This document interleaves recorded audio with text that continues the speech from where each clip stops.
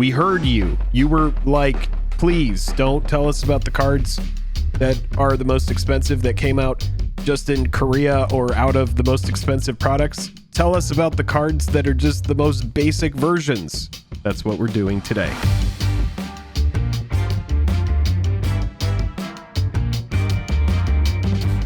Highest level of gratitude to our patrons who power the channel through Patreon. Check out the Patreon link in the description to learn about monthly giveaways, VIP Discord access, and even our official playmat. Hello and welcome to The Day. Thank you for spending your time with us. I'm Jake. I'm Joel. Welcome back to another episode of Jake and Joel Are Magic. We are going through the base set of Neon Dynasty. After 1 year, almost, of this set being out, we want to see what the top 10 most expensive cards fell out to be and why they are that way. This set came out in February 18th of 2022. As of right now, the filming, we are in essentially the end of the 3rd of January of 2023. The first 9 days of it are done. Oh, the end of the 3rd of January. The end of the first third of January. The end of the first third. Look, there's different ways that we could have said this, okay? No, you said it the most succinct and easily understood way. Thank you. And I do appreciate that you were able to recognize that. Let's go ahead and get into these cards. We're starting off with the most expensive and we're going down the list. The top 10 cards represent every card, base copy card in this set that are $5 or more. When we get to card 11, it's in the $4 range, like $4.80 something, but we're pushing those to the side. We're looking at the top 10 because they're all $5 and up. Jake, starting with Boseiju, who endures. I mean, this isn't the only one of this cycle on this top 10 list. These are just sort of a no-brainer, one of, includes in a lot of decks. Boseiju, who endures, is the best one because it can destroy artifacts, enchantments, or non-basic lands. And, you know, there's no downside to just running one of these. If you're in the colors, Pioneer play, Modern play, this card is good. Yeah, that's right. I mean, it's legal in everything but Pauper and Penny. It's just a really strong card. It has good versatility, a nice swath of versatility. You know, we always talk about how artifacts and enchantments are so difficult to deal with. This card is just an optional play. You know, in Commander, having a card that switches between a land or artifact enchantment or non-basic land hate is just really good. And so it sits at about $30 to this day. So when we look ahead to the future for cards like this, you know, we can see if Wizards of the Coast is going to tack an ability like this onto a land, players are probably going to like it. And this is not going to be the last of the lands from Neon Dynasty that we talk about in this video. No, I think the fact that it's legendary is to its benefit. I think that this card would be much more expensive if it was incentivized to run 4 of them. It was very calculated to make it a legendary. But yeah, if you're playing Pioneer, Modern, might as well pick up a copy or 2 of this once it gets reprinted, because it's always going to be a player in those decks. Next up, we have the Wandering Emperor, 2 white, 2 other, and it's a planeswalker that has flash. We've been pretty high on this card since it came out. When we first saw it in previews, we said, well, that seems pretty relevant. 4 mana, 3 loyalty walker that has flash, and as long as it entered the battlefield this turn, you can use loyalty abilities at instant speed. And it has these abilities that are really strong as well. You have an exile effect on there, so if your opponent's swinging in, flash this in, exile the creature that's attacking. It also creates bodies, which we're always super high on as well. You can buff things as far as putting counters on them. It's just got a nice swath of abilities. Yeah, right now the playability of this card in Standard is almost what is completely propping up the price of this card at around $25. Mono white mid-range, Esper mid-range, Mardu mid-range, Azorius Soldiers, Boros mid-range, all playing this card. This is a sort of a format maker in Standard right now. If you pulled copies of this and you're not like in love with it in your Commander decks, this is a huge contender for me for this Mythic's price will crash when rotation happens. Make sure that you know when this card is no longer going to be in Standard, and if you're not using it, it might just be a good time to flip this, trade this into some other cards, because at $25 for a base copy is a valuable Mythic, but most of the lists we're seeing are Standard lists. It is getting some play in Azorius Control because, Like Jake said, it's basically a flash enchantment that can exile an attacking creature, if you kind of want to look at it like that. And then on top of that, you get extra value moving forward. So it's just a hell of a planeswalker that's got a good amount of loyalty and a good suite of abilities. Yeah, and I have to say this about formats like Modern, is like Jace the Mind Sculptor isn't even a 4 of in decks, and Jace the Mind Sculptor is an insane card, right? Like decks that want it, they want like maybe like 2 of or 3 of. I haven't played Modern in a while, but the last time I did, Jace the Mind Sculptor isn't a super prevalent card, and it's just because once you get to 4 mana in formats like that that are so finely tuned and so sweaty, you have to ask yourself, you know, like, is the Wandering Emperor good enough in those sweaty formats to be run at a 4-drop, where by the time you get to like 4th and 5th turn, you have games that are ending because of how sweaty their decks are. So that's just something to keep in mind. In Standard, yeah, the card is an absolute house. So I agree with Joel. If you are sitting on superfluous copies, this would be the kind of thing that I would, you know, pare everything down to like in just 1 copy for me to keep, you know, something like that. At $17, Fable of the Mirror Breaker is our 3rd most expensive card. Pioneer, Standard, Modern. This is making waves in like every format right now. This is kind of a crazy rare. Not often that a Standard set contains rares, base copy rares, that are $15 plus, much less this little 3 mana Saga enchantment. Rakdos mid-range in Pioneer, Grixis mid-range in Standard, Indomitable Creativity in Modern. I mean, it's got a lot of applicability because of the value that it brings. You're getting a creature that creates treasures, you're filtering your hand, and then it comes back as a creature itself that can create tokens. This thing has just got it all, Jake. For 3 mana. That's it. For a 3 mana investment. Let's just imagine in this weird world, you're getting, for 3 mana, you pay 3 and you get a 2/2 that creates treasures on the attack. You got a 2/2 that has Kiki Jiki ability, and you get to discard 2 and draw 2.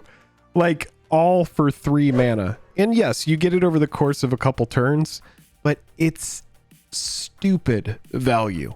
The value is just ridiculous what you can get out of this card just playing around it. It's just so good. I've talked about this before, but I think sagas are just, some of them are completely busted, like this one here. You get a lot of value out of them, and if you build them into the right deck, they can be absolutely punishing. And yeah, this card is really good. It's really strong. I love being able to discard and draw. That lets me filter. It gives me a velocity, lets me get through my deck. And this is a card where anyone playing against it who's played against it, they know that once it transforms, there are big shenanigans to be had. So yeah, I mean, it's crazy. It's really good.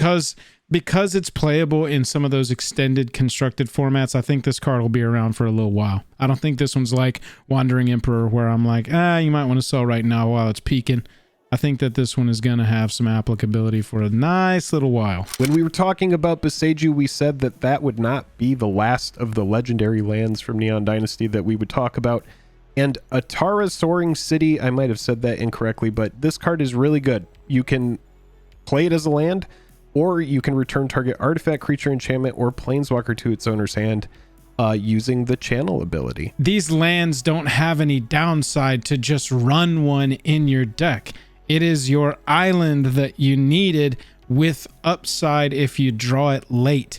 If you're a one of in the Murktide Regent deck bouncing around dominating Modern, you know you're gonna be a desirable card, especially when you've only been printed once. These channel lands are insane. They're going to be around forever. They already need reprints. There's no downside. There's no downside. Yeah, I'm happy I grabbed 4 of these when I first saw this one, because it wasn't on everybody's radar like Boseiju was. But what we have learned in the past is that the more legendary creatures that are printed, cards like this get better. They age like fine wine. So if you ever get to a deck in Commander where all of your creatures are legends and you're playing this just like, you know, yeah, it's an island if you need it to be an island, or for 1 blue, You're just going to bounce something and you have that tacked on to this land. But yeah, in constructed formats like Murktide, like you're talking about, or any deck in Pioneer that runs blue, not running one of these, I do understand that some stuff has conditions based on islands, but for example, just having one of these in the deck, it's not like this is a tap ability that has this channel thing, you know, tacked onto it, or a tap land that has this channel thing tapped on or tacked onto it. What it is you have a land that comes in untapped, ready to go, or you have this great channel ability, which is just awesome. Next, we have one of the more insane board wipes that's ever been printed. And, you know, this card started less than 50 cents, and we're up into the $8 range at this point for the base copies of this. But choose one or more holds so much weight. On top of the word exile printed 4 times on this card, it's farewell or adios if you've got the Spanish version. About $8 for one of the most complete, comprehensive board wipes that you could ever run in Commander. It does see some play in Standard. I have seen it pop up as a one of in Pioneer Control, but Commander is really going to drive the price of this card, and so you know that means it's going to be around for a while. I just love the versatility of it. I know that some people were bearish on it because it costs 6 mana early on, and that's why that price, it took a minute for this to catch up, but in Commander, you really just can't ignore it. It's just such a good spell to run, and you're able to work around your board when you play it. You know, if you have a ton of creatures and what's kicking your ass is, you know, enchantments and artifacts, well, then you know what to do. But yeah, being able to pick and choose is, yeah, very strong. Very strong. The sleeper card. mode on this is exile all graveyards. That's so good. Just as like a nice little baker's dozen, toss in an extra little donut so you got one on the way home. Here's exile all graveyards. Yeah, enjoy. Because you over there. Yeah, let's just do graveyards as well. Yeah. Right. Next up, we have a card that's about $9 or $10, and that is Jin-Gitaxias Progress Tyrant. This card debuted, and people were like, $30 card, $40. And yeah, this shows that time will come with adjustments. Whenever you cast an artifact, instant, or sorcery spell, copy that spell. You may choose new targets for the copy. This ability triggers only once each turn. So pretty good ability. And whenever an opponent casts an artifact, instant, or sorcery spell, counter that spell. This ability triggers only once each turn. It is big mana, but despite being big mana, big abilities all over it. The first one was good. This one is good as well. Jin-Gitaxias. It's a strong card. It's a super splashy effect, and the price of this card at almost $10 is completely driven by Commander. That's it. This card is not showing up in any other decks. But when you get a 7 mana creature that can be recurred, people are going to try to recur that 7 mana creature. Buried alive it. Entomb it. Reanimate it. Yeah. Animate dead it. Suddenly, you've got a Jin-Gitaxias and they're like, guy, it's turn 3. You said this was a power level 7. What's going on? What's happening? Yeah. I mean, when you're going through the turn phases of Commander and you have each turn, Jin-Gitaxias is countering essentially a non-creature spell. Just like, sorry, whoops. I mean, enchantments are getting through, but artifacts, instants, and sorceries, just the first one each turn getting countered and you have to just deal with that. Yeah, it's a bomb. It's just an absolute bomb. So I guess if we were to look at this card and we were to say, what about this is amazing on a 7 mana creature? So if we're looking at future sets and we say, you know, big 7 mana creature, what do we need? We need 2 back-breaking effects. We need, if we want a $10 mythic after a year, we need at least on a 7 mana creature for there to be 2 backbreaker effects. Kodama of the West Tree is up next at about $8. 3 mana creature, so it gets out there quickly. Modified creatures are getting trample as a result of this, and that's any creature with an equipment, an aura, or a counter on it. And then whenever modified creatures you control deal combat damage to a player, which trample helps, you search your library for a basic land, you put it on the battlefield tapped. It ramps, it comes down early. A lot of power has been supplied to modified creature decks over the last year. Equipments, auras, counters. So much love for that strategy has come down that a lot of decks are just tossing in Kodama of the West Tree as extra value. Like one of my favorite decks that I've brewed recently is the Minsk and Boo Planeswalker. I've been testing out a couple of different builds of it on MTGO. This isn't really in the strategy because it itself doesn't have haste or trample, and that commander wants to put counters on creatures that only either have haste or trample. But all of the modified creatures that are getting counters on them are getting trample automatically if they already didn't have it, and you're ramping off of damage from those. So it's just kind of become this like value inclusion into +1 counters decks, which is already a huge strategy, and then aura and equipment decks, which is also a huge strategy. I rode this card to victory in a sealed pool.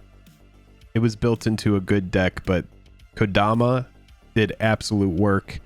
I agree with you. I think that it's a toolbox. Like when it comes in and it's a 3/3 with reach, 4/3, comes down early. I like it in 2-color decks that have green because you're more likely to have basics in there that you're able to get the most out of that. Like a Gruul deck, I could see really liking this. Exactly. Yeah, but any counter like equipment, it has a nice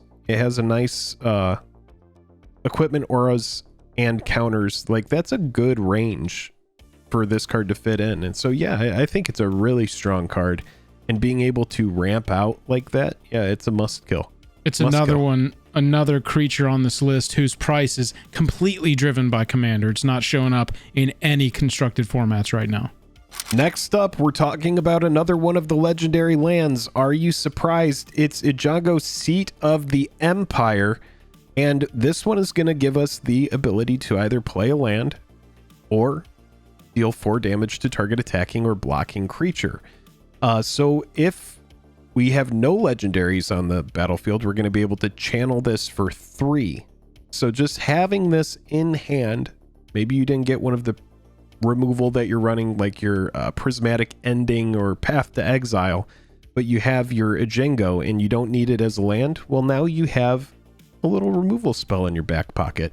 It's just extra versatility built into your land base. When you have players that are working so diligently to finely tune their deck and say, you know, what spells do I want to run? What lands do I want to run? Is there any flexibility here? Is there any flexibility here?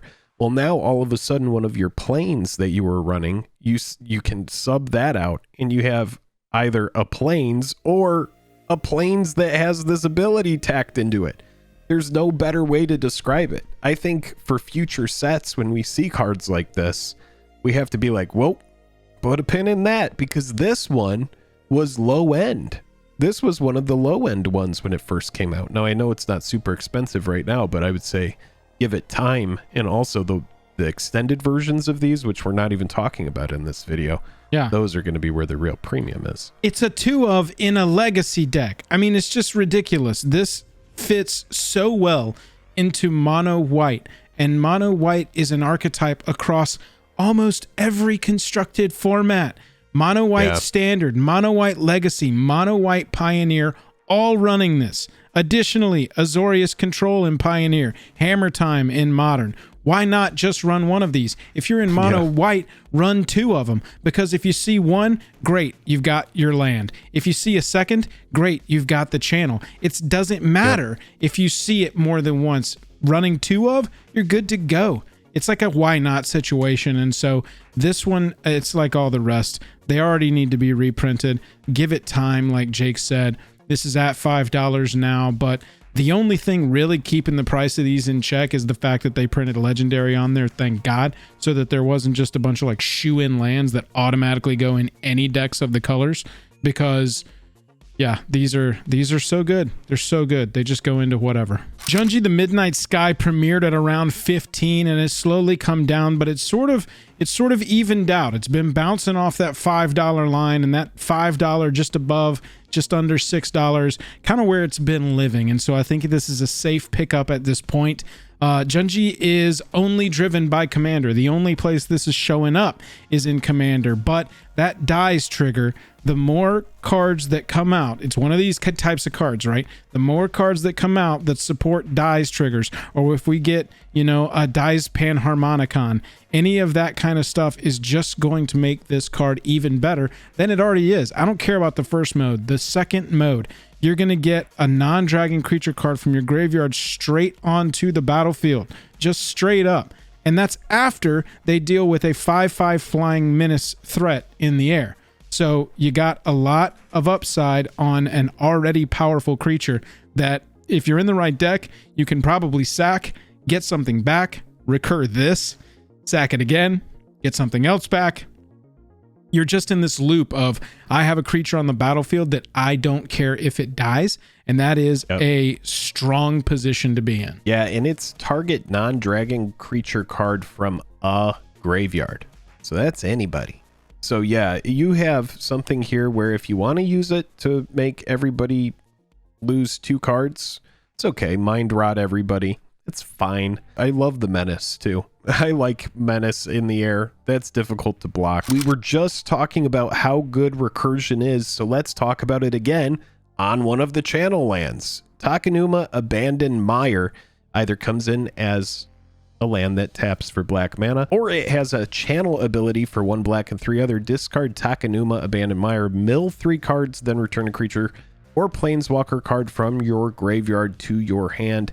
The ability costs 1 less to activate for each legendary creature you control. It's just more recursion, more versatility built into a land. So while we were just talking about how good recursion is, this card is built around recursion. It has a mill ability built into it. And yeah, you can just get something back. This is the truest representation of the decks that have this color run one of it. Why not? You know, Rakdos midrange and Pioneer, Grixis, Esper, Mono Black in Standard. Also the Greasefang deck in Pioneer. Why not run one of these? It's another recursion back to your hand. And one thing that we didn't even mention is you can't even interact with it. Any of these. So it's like when you're doing the channel ability, it's just going to happen. We've said everything we need to say about these legendary lands.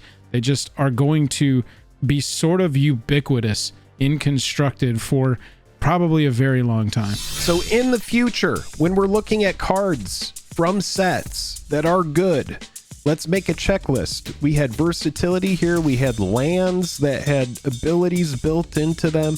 We had big splashy creatures. We had cards that had too much value on them for the price that they cost. Looking at you, Fable of the Mirror Breaker.